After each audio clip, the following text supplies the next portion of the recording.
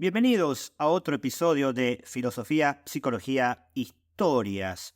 Hoy vamos a hablar de Saussure y el estructuralismo, a pedido de Nacho Alfonso. Les recuerdo que aquellos que quieren que hable sobre algún tema en particular me lo pueden pedir en los comentarios de Spotify, en los comentarios de YouTube o a través de mi Instagram, Hernán Melana, o filosofía.psicología.historia. Allí además van a poder ver los cursos que se dictan y los grabados, y también los libros de filosofía, poesía, novelas que he publicado. Les pido además que interactúen en la plataforma en la que estén escuchando este podcast, así tiene mayor alcance y colaboran con su difusión. Vamos a Saussure entonces.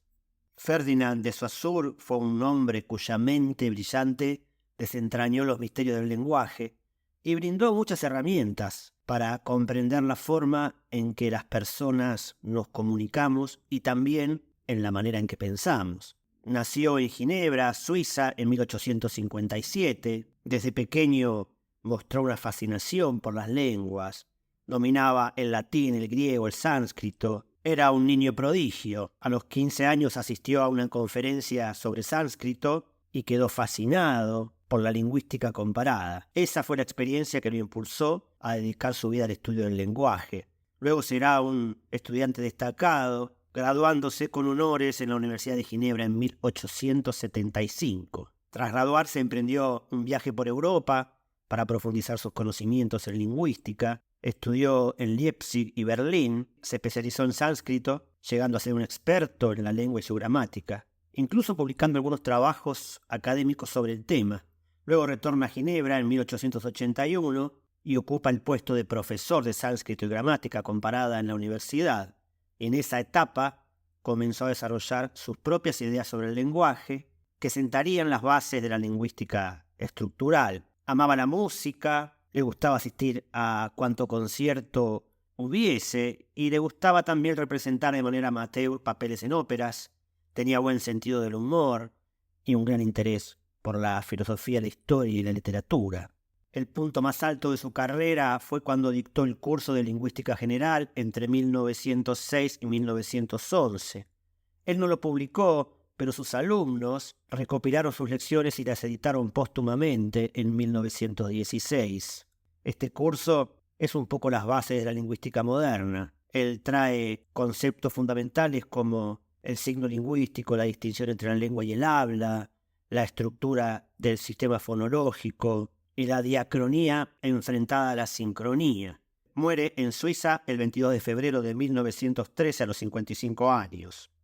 Nos dejó como legado los siguientes aportes, por ejemplo, el signo lingüístico, que es la unidad básica del lenguaje, que está compuesta por un significante y un significado. ¿Qué quiere decir esto? El significante es la forma sensorial que representa un concepto.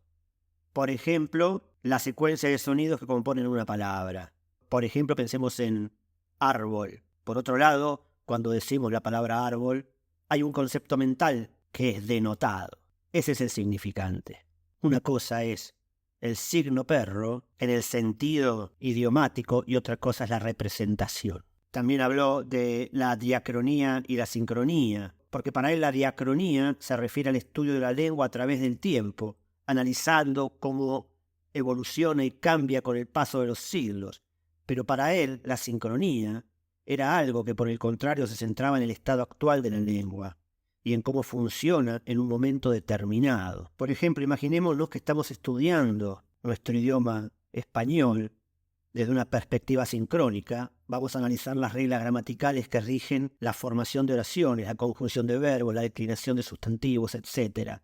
Y la diacronía se referirá al estudio de la lengua a través del tiempo, es decir, cómo va cambiando y evolucionando a lo largo de la historia, centrándose en los procesos de cambio lingüístico que ocurrieron a lo largo de los siglos. Como todo filósofo lingüista o científico del lenguaje, desempeñó un papel crucial en la comprensión de la naturaleza del lenguaje humano, intentando llevar la lógica del pensamiento occidental al lenguaje. ¿Por qué?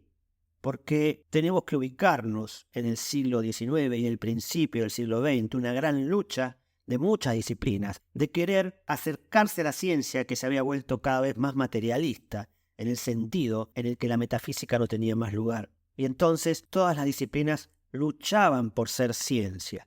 ¿Y cómo se hacía para hacer ciencia? Se iba a lo más claro y objetivo, que son las matemáticas. Y la lógica, en realidad, son preceptos que se expresan matemáticamente. Entonces, si nosotros llevamos el lenguaje a la lógica, corremos riesgos menores de confusiones, según estos lingüistas o filósofos del lenguaje.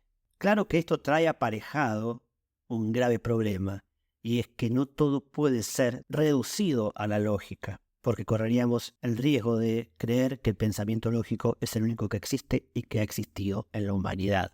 Me despido con una frase de Saussure que nos habla de lo importante que es, incluso a nivel nacional, el lenguaje.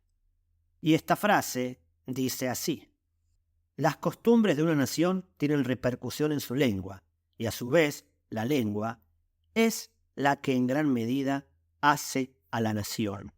Y si quieres saber un poco más de por qué pensamos como pensamos y acerca del laberinto del pensamiento lógico, te invito a adquirir mi libro Hacia la filosofía de la libertad, que se encuentra disponible en Amazon, en Mercado Libre y en la editorial Casa de los Jóvenes.